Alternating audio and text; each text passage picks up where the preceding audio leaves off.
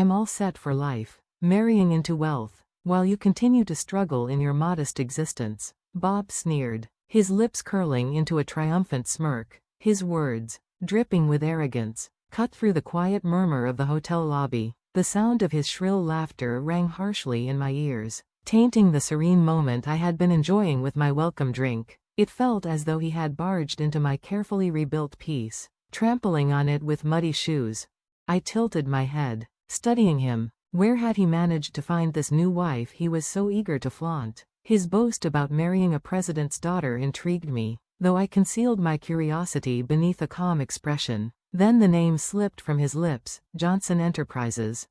For a brief second, I froze. The name resonated somewhere in my memory, though I couldn't immediately place it. Johnson Enterprises, where had I heard it before? Bob's chest puffed up with pride as though the mere utterance of the company elevated his own status. His middle-aged laugh, forced and oddly childlike, filled the air. Meanwhile, I struggled to suppress the inappropriate laugh bubbling inside me. If only he knew what I knew.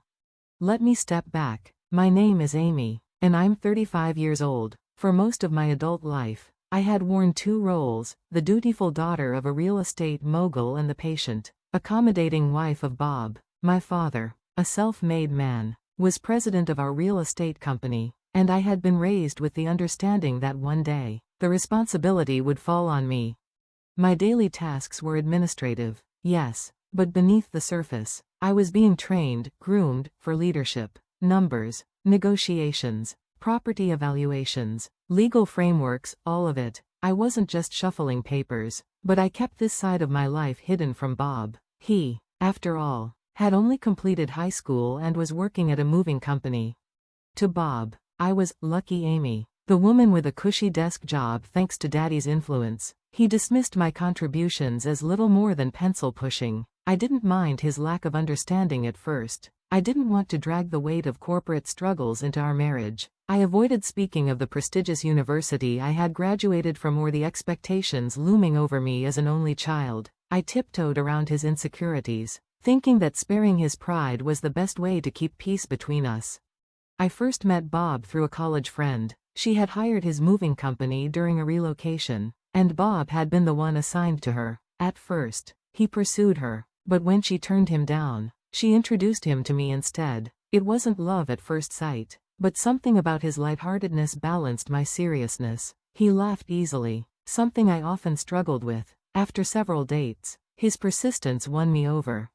In my late 20s, when friends were already walking down the aisle, our relationship accelerated toward marriage. I thought I had found stability, a man who adored me, and parents-in-law who welcomed me warmly. In fact, Bob's parents were some of the kindest people I had ever met. They never judged me, never treated me like an outsider. While many of my friends complained of meddling mothers-in-law, I secretly felt blessed to have dodged that misfortune. Our married life began quietly and pleasantly. Bob worked long, exhausting hours, often coming home late at night, muscles aching from lifting furniture all day. Even so, he made an effort in our relationship. "Thanks for waiting up for me," he would say with genuine gratitude whenever I prepared dinner, his tired face softening with appreciation. For a while, I believed I was truly lucky. But 1 year into the marriage, cracks began to show. "Hey, why can't we have kids?" Bob asked one night as we slipped into bed. His tone was not casual, it was tinged with irritation, with blame.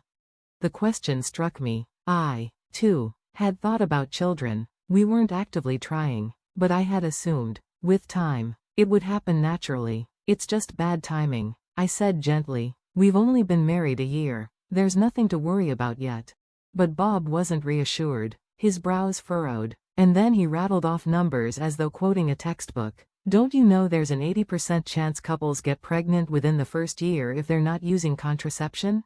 His precision startled me. I didn't know the statistics, but his urgency made me uneasy. "If you're that concerned, maybe we should get tested together," I suggested carefully. "That way, we'll know for sure if there's an issue." Instead of relief, my words ignited anger. "What are you trying to say? That it's my fault? Infertility is usually the woman's fault." His voice dripped with contempt. I flinched, stunned by the venom in his tone. He had never spoken to me like that before. My suggestion had been neutral, but he twisted it into an accusation. Of course, I'll get tested, I murmured, swallowing my hurt.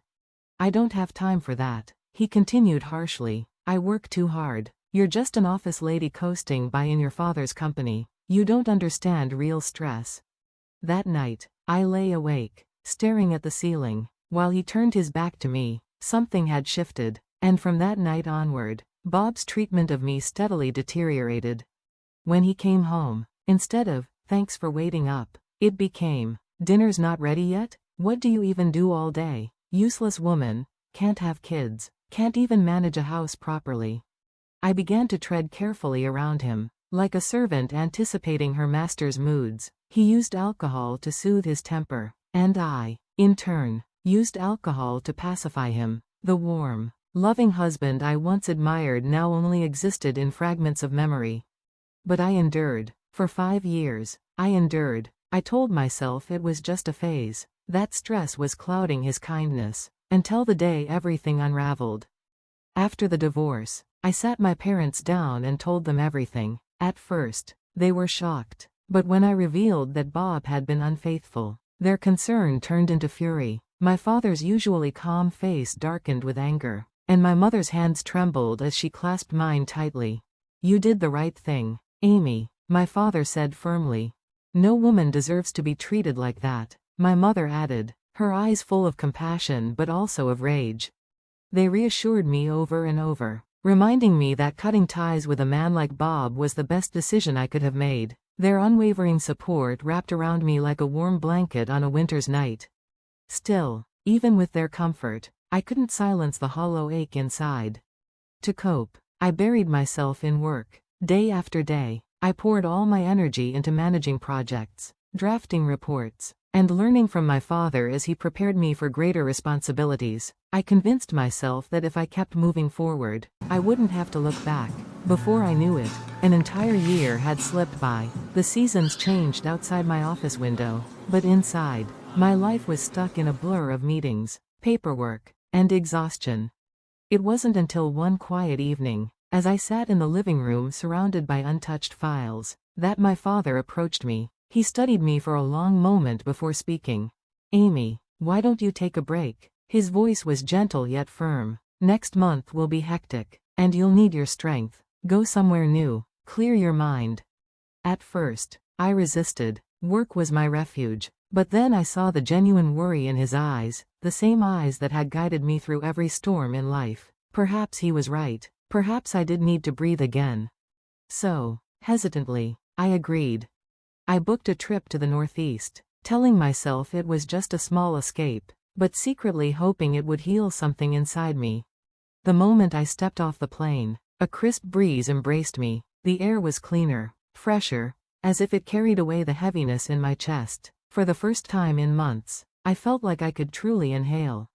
Each day was an adventure. The locals guided me with warm smiles when I lost my way. I struck up conversations with strangers, an elderly shopkeeper who taught me about regional traditions, a bartender who joked that my serious face didn't match my laughter, and children who giggled as they showed me secret shortcuts through narrow streets. Slowly, the walls I had built around myself began to crack, and sunlight filtered in.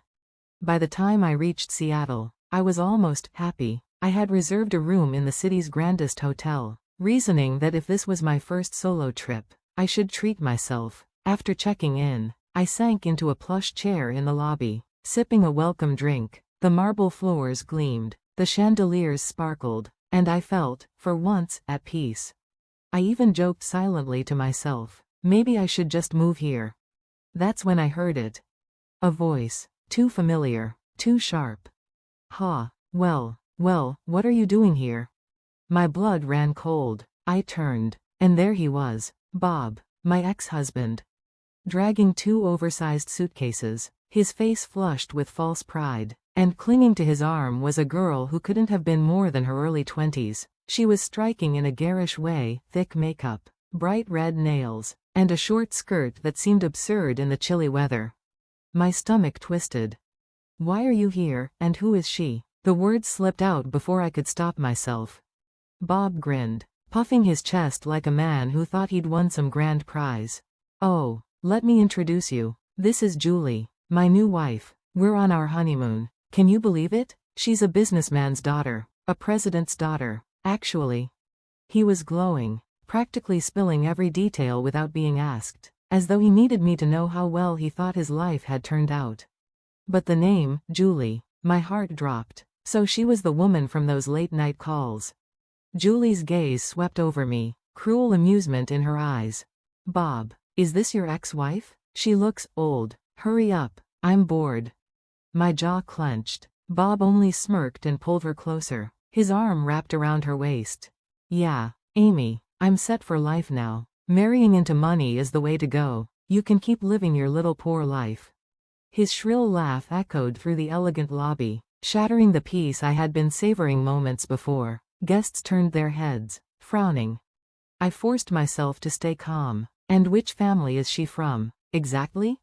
Bob's grin widened. Julie is the daughter of Johnson Enterprises. Heard of it? They're loaded. I mean, come on, her family even paid off our mortgage. Thanks for divorcing me so easily, Amy. Johnson Enterprises. The name sparked recognition. I knew it. I owned part of it, or rather, my father's company did. Memories clicked into place, and I almost laughed. I tilted my head, pretending casual curiosity. Oh yes, I know that company. Their offices are in one of the tallest buildings downtown, right? Bob blinked, surprised. You've been there?